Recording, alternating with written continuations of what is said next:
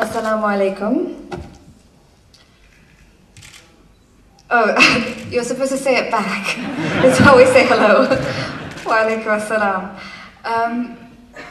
It's an honor to be here with you today opening the 2011 Sydney Writers' Festival, though perhaps a more dubious privilege to be called upon to speak about nervous breakdowns. Which seem to be the natural order of the day. It's almost a universal condition. Who isn't having a nervous breakdown right about now? And it's certainly not just Pakistan. Libya, the country has just become the West's fourth battleground after Iraq, Afghanistan, and Pakistan. Muammar Gaddafi has just become a soldier again after some downtime buying shares in football teams and financial newspapers. And the West is arming the rebels to the teeth without particularly bothering to ask who in fact the rebels are. France, and can I just say that it seems fitting that the head of the IMF would turn out to be a rapist.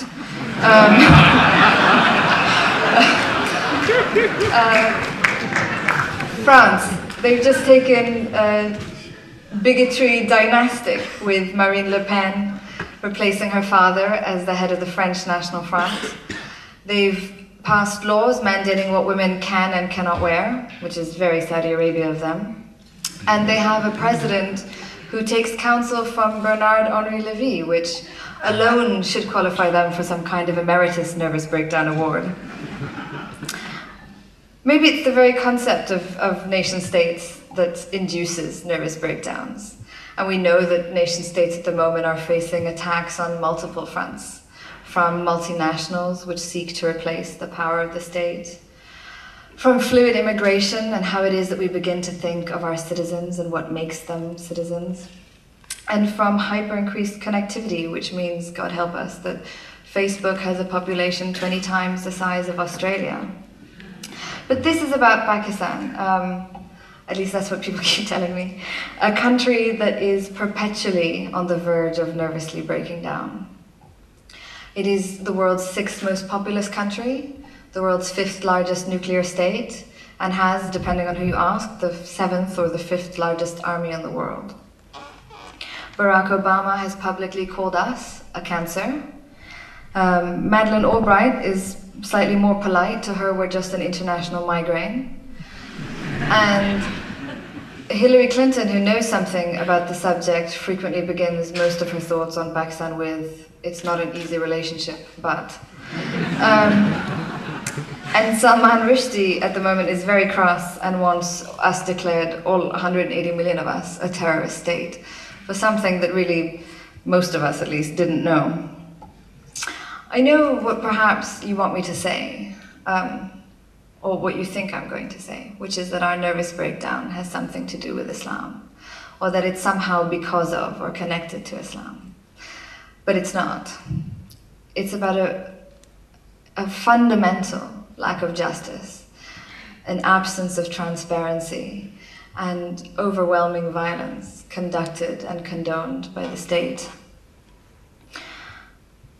According to the Pew Research Center, the percentage of Pakistanis satisfied with their country has fallen impressively over the years. 39% in 2007, 25% the year after, and 9% in 2010. You get the picture. St. Augustine said that in the absence of justice, what is sovereignty but organized robbery? And perhaps nowhere is this more true than in Pakistan today.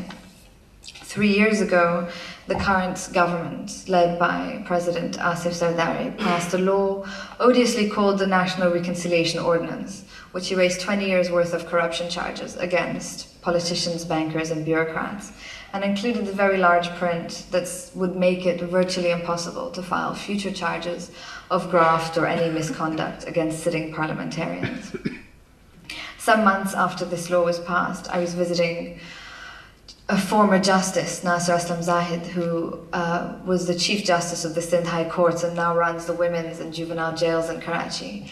And he told me of a recent case they'd had of two young boys, age 11 and 12, who'd recently been brought in to the prison for stealing the metal bolt off a gate And they stole this bolt off the gate in front of the man whose gate it was, in the hopes that they could sell it for something like 100 rupees, 120 rupees, which is negligible. I mean, it's maybe an Australian dollar, if that. And he asked them, he said, well, why would you do that? Why would you take the risk for such little gain? Why would you do that? And they said, well, we heard of this law that says that thieves don't have to actually spend any time in jail. And he told them, he said, well, you're going to have to steal a lot more before that applies to you.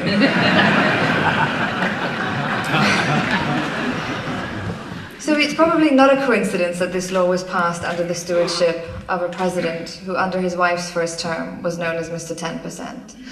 And during her second term was known as Mr. 50%. And now, during his own government, has been rechristened as Mr. 110%. The last time this government was in power, Transparency International listed Pakistan as the world's second most corrupt country. Nigeria was the first, and the joke was that we had paid them off to take the fall. You laugh, but you never know. Corruption means something in Pakistan, and what it means is this. It means that we are a nuclear-armed state that missed our millennium goals to eradicate polio. And we didn't miss those goals because we don't have doctors or because we don't have the medical know-how. We missed those goals because we didn't have the electricity to run the refrigerators. So it's a nuclear-armed state that can't work fridges. Keep in mind also that this is a country that has weaseled some $20 billion in American aid money over the last decade. And this is a country that is supposed to be a rich country. We have oil reserves, around 300-odd million barrels of oil. We have billions of cubic feet worth of gas reserves. We have the 5th largest copper mines in the world. We have coal, we have emeralds, we have diamonds, and we technically grow the food that we need to feed our people. And yet, we continue to beg for aid. And so the causes of our nervous breakdown are connected. The rulers are corrupt, the price of basic foodstuff skyrockets, as feudal landlords and industrialists who are our presidents and our prime ministers and our ministers of state hoard basic foodstuffs like sugar and wheat, which is now sold above international prices in Pakistan. And there is a national bloodletting. This is a country consumed by violence, as it were. And in the last 9 months, the hundreds of bodies of Baloch activists who had been disappeared in the thousands, a sinister byproduct of our country's engagement in the war on terror, have been turning up on the outskirts of the province, in ditches, bearing marks of extreme torture and force. There is, and this is, I think, the crux of it, a fundamental lack of justice in Pakistan. And nowhere, or maybe recently this has been most obvious in the case of Mukhtar Mai and the Supreme Court's ruling in her case. I'm sure most of you know who Mai is, but I'll tell you very briefly. In 2002, Mukhtar Mai, who was an illiterate woman from the southern Punjabi village of Mirawala, was gang raped on the order of a tribal jirga. And she was gang raped as punishment for her brother's impudence. Shakur, her 12-year-old brother, had been found to have been flirting with a girl from another tribe. And for this, for this egregious crime really, his sister was not only gang raped, but she was paraded around the town as a warning. And Shakur, 12-year-old Shakur himself, was sodomized. Nobody came to Mai's defense. Nobody stood up to protect her as this was happening. Nobody said a word until 6 days later, the imam of the local mosque, a man called Maulana Abdul Razak, spoke to his congregation about what had happened and had urged his flock to go to the authorities and report what had happened. He said that those who had harmed Mai had committed the most heinous sin against Islam, and that it was their duty to protect her.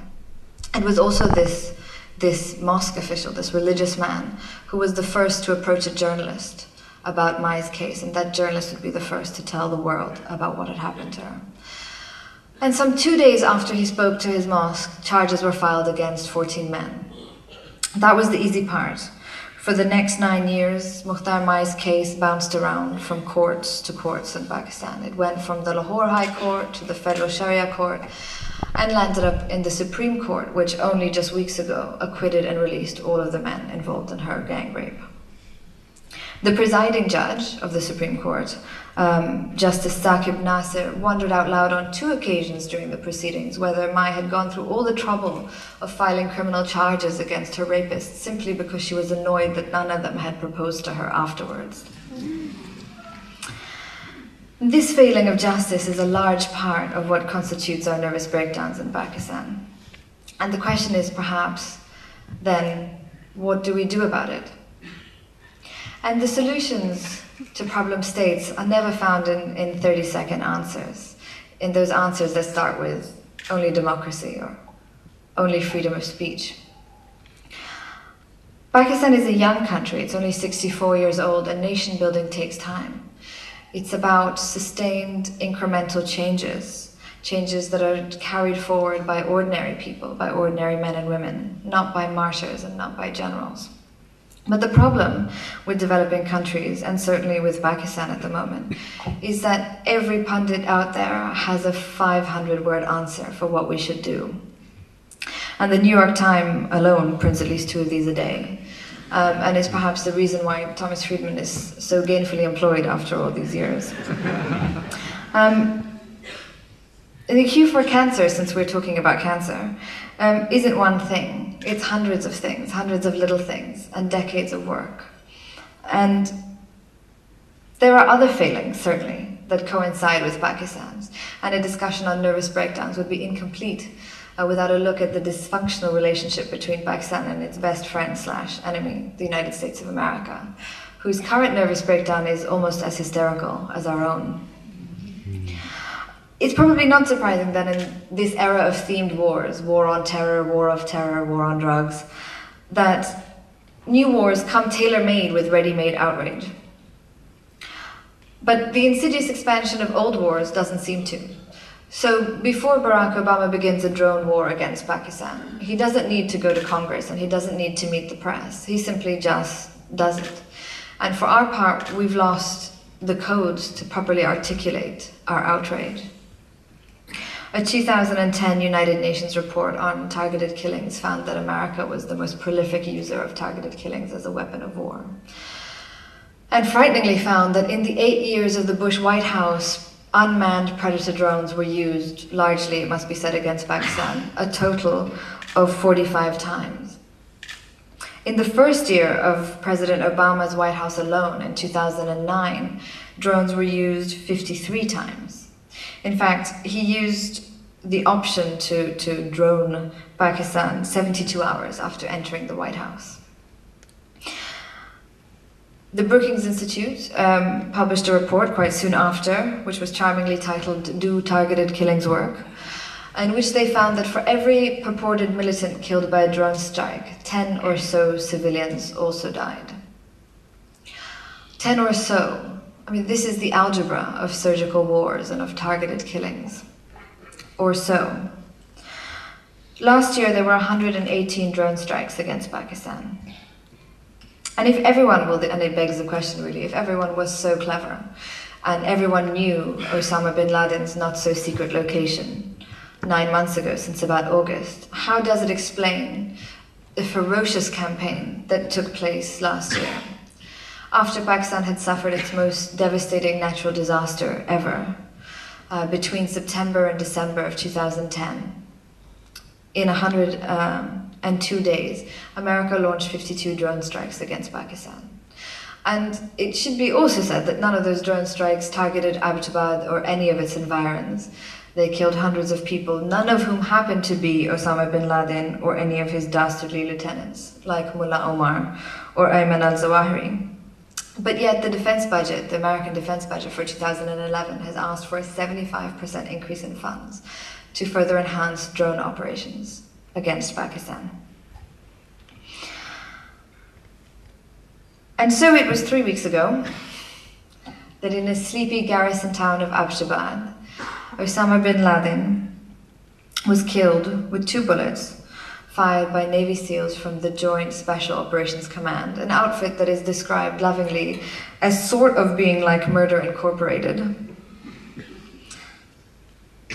A choice that was made, we're told, in opposition to drone strikes. President Obama vetoed drone strikes or a bombing raid to kill Osama because he worried about the risk that innocents may die, which is a bit rich considering that we know, according to the American Civil Liberties Union, that the United States military does not in fact track civilian deaths by drone strikes.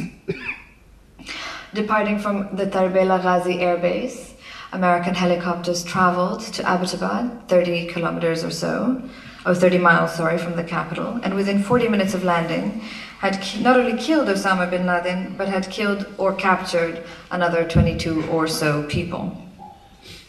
Much has been made of the fact that 8 days before this operation, the chief of the Pakistani army, General Kayani, inauspiciously told a bunch of cadets in exactly the same town that the Pakistani army was fully aware of all the internal and external threats to the country. But that's the army. Now we're almost 3 weeks away from the killing, and no one has yet heard a peep from Pakistan's president. President Zardari met the news that the world's most wanted man was killed 2 hours away from his capital with an almost catatonic silence. And instead of a televised address or some sort of press release to the nation, he did what all hapless leaders do when in trouble. He wrote an op-ed for the Washington Post. And in this op-ed, in the 500 words of his op-ed, he claimed very feverishly that his government had no idea about the operation. And he waxed lyrical about his personal travails, applauded Secretary of State Clinton, an old personal friend of his, and seconded President Obama's morally ambiguous speech, all the while resurrecting nothing short of a stunt speech of his own, which essentially said, "Please don't remove my government. We are very democratic indeed," even though he himself was never elected to office. Leon Panetta, the head of the CIA, has said that the Pakistani government was either knowledgeable or incompetent in regards to Osama bin Laden living in their country, without realizing that there is a way for them to be both. It takes a certain aplomb to insist that you did not know public enemy number one was living in your country, and in a leafy suburb of your country, not in a South Waziristani cave. It takes more aplomb to insist that you didn't realize that American helicopters had entered your airspace, that you didn't realize that they may have actually left from one of your air bases, and that your closest international allies had been planning to take out said public enemy number one in your country for the last 9 months. But the Pakistani establishment's modus operandi of recent years has been to look the other way, but to keep their purses at the open. And this is certainly not unique to Zardari. When asked on local television, the former president, Dictator General Pervez Musharraf, said that when he was president and he was asked whether Osama might or might not be living in his country, he always went with the safe answer: "I don't know." This has become something of a national refrain: "I don't know, but please may we have some more." And it's this sort of clarity and cooperation that has earned Pakistan something like $1 billion in military aid a year since 2001. But it's not just Pakistan. It's with the same charmless shrugs of shoulders that we are told, or we were told, that it was just 90 days after 9/11, the attacks that made him famous, that Osama bin Laden escaped American surveillance and disappeared from the Tora Bora Mountains into thin Pakistani air. 7 years later, in 2008, 100 American troops were sent to Abbottabad to train Pakistan's Frontier Corps in deadly Osama hunting techniques, exercises they carried out probably footsteps within their feverishly imagined target, but nothing. Later on that year again, in 2008, according to WikiLeaks, who will no doubt tell us what really happened in a couple of months, another 100 American troops visited Abbottabad again to train the Pakistani military in Al-Qaeda killing techniques, another collaborative visit that nobody told us Pakistanis about, and happened to miss Osama once more. Whose fault was that? The 2008 New York Times reporting on that failure is more forgiving than of late. It simply didn't take. That's what they said. When American troops make intelligence failures, it simply doesn't take. But when Pakistanis do it, well. Now, what did Pakistan know? You'll be pleased to know that every airport I've been to has asked me this question. Every festival, and every person who finds out I'm Pakistani. And I think there are serious questions here. We know for a fact that whenever neighborhood children lost cricket balls over the Bin Laden compound, they would never get them back. When we played cricket in the field near the house, if the ball flew over their wall and we went to the gate to ask for it, the guards would be angry, said Tariq Khan, 14 years old. This suspiciously informed schoolboy continued. They would give us up to 100 rupees to buy a new one, but that's a large sum, as cricket balls only cost 20 or 30 rupees. We know that Osama spent his days, when he wasn't watching TV, scribbling feverishly into a notebook and coming up with all kinds of monstrous plans. Destroy Zionist entity, end American imperialism, plan to kill President Obama, but not Joe Biden, it turns out, because he's not worth the trouble. And since the news broke, we have more evidence, we have more intelligence that has been very carefully gathered. We know, thanks to Kesar, the very polite grocer, that Bin Laden's handlers bought only bulk food orders, always major brands, Pepsi, Coca-Cola, Nestle Milk, and that they only bought the good quality soaps and shampoos. And just in case you think I'm being funny here, I'm quoting from CNN and the Wall Street Journal. They always paid cash, never asked for credit, Kesar concluded breathlessly. Newspapers screamed blue murder. Apparently census takers had avoided the Bin Laden compound. Clearly, the Pakistani Population Census Organization was in on harboring the man. Or the 2011 census had only just started 3 weeks before. While Pakistan is at present pleading ignorance, though the military has acknowledged in the statement that they put out, that though there were intelligence shortcomings, it was the military's unparalleled cooperation that has resulted in more Al-Qaeda captures in Pakistan than in any other country, which seems like an incriminating thing to be boasting about. The president has spoken of nothing, and the prime minister took 2 weeks to come back from an international tour of France, before which he told us that the failure wasn't only ours, but the entire world. So while all these factors are at play, there are certain things we can know. There are certain things that we can be sure of. Things like the Hot Pursuit Agreement, a deal signed between General Musharraf and General Stanley McChrystal, which says that America has the right to enter Pakistan at will, anytime it pleases, and engage in kill and or capture operations, while Pakistan reserves the right to deny that they had any knowledge of either of those things. And this is something we should probably be remembering as the days go by. If a nervous breakdown is a mental shutdown that stops its sufferers from coping with reality in any coherent way, or with adapting to the world around them, then Pakistan and America are your poster children. But we handle our breakdowns in different ways. As Pakistanis, via our romantic attachment to conspiracy theories, and America through an enthusiastically frightening moral ambiguity. If President Obama's 9-minute celebratory speech announcing Bin Laden's death reminded you of George W. Bush, but with better diction, you are not alone.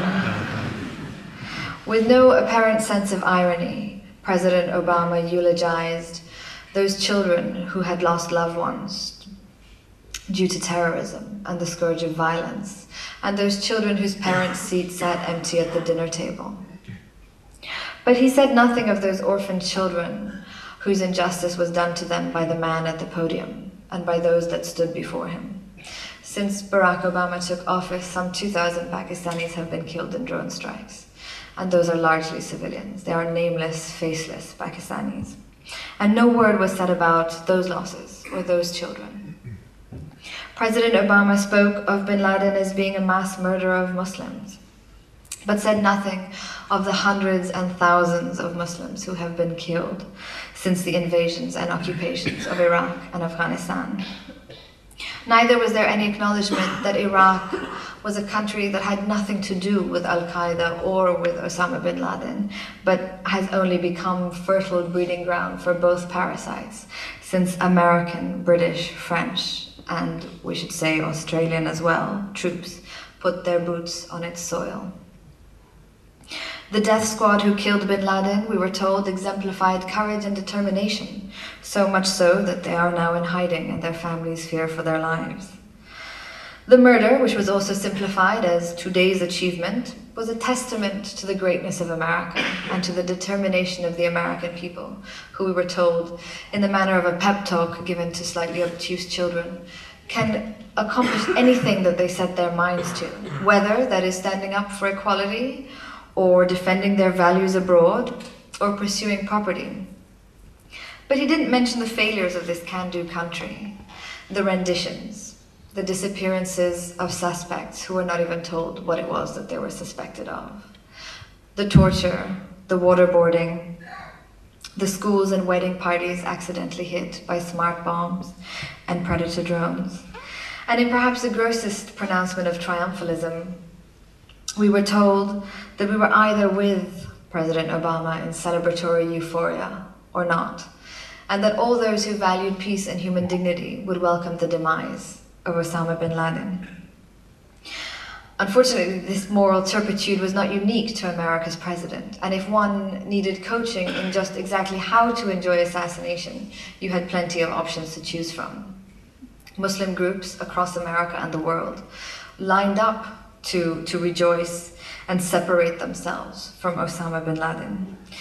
Elie Wiesel called it a death deserved and defended the cheering hordes of people whose delight was somehow more excusable than it would have been had the shoe been on the other foot.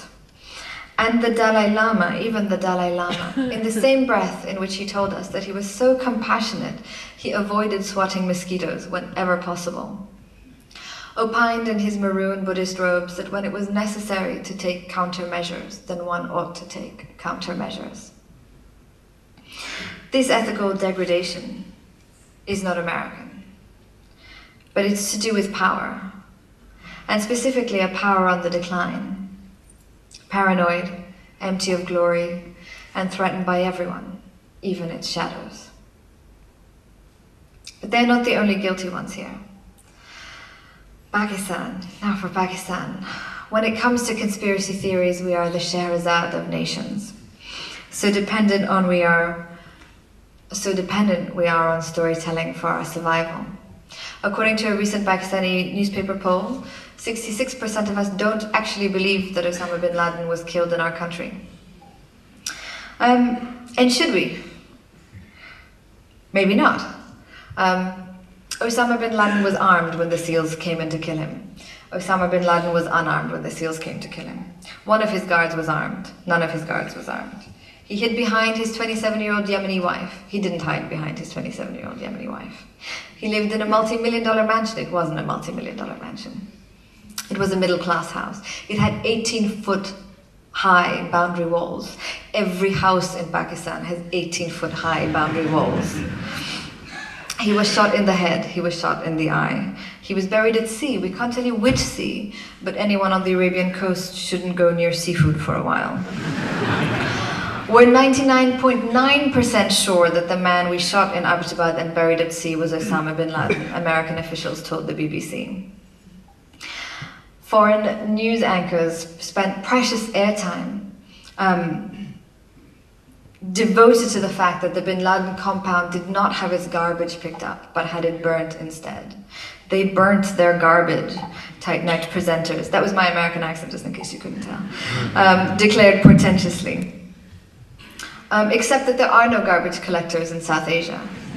So if we do anything at all with garbage, that's what we do, we burn it. We're showing the pictures, we're not showing the pictures. We don't trot this stuff out as trophies, said President Obama. Not that it stopped them from showing us Uday and Qusay Hussein's dead bodies, Saddam Hussein being pulled out of a rat hole, or in fact Saddam Hussein's hanging. And maybe it's not our fault. It's not difficult to conspiracy theorize Osama bin Laden. He was made of the stuff. He had renal failure, but there were no dialysis machines at the compound. He hid in Kashmir, he led Chechen groups, he was an Arsenal fan. All bunk, it turns out. Don DeLillo wrote that a conspiracy is everything that ordinary life is not.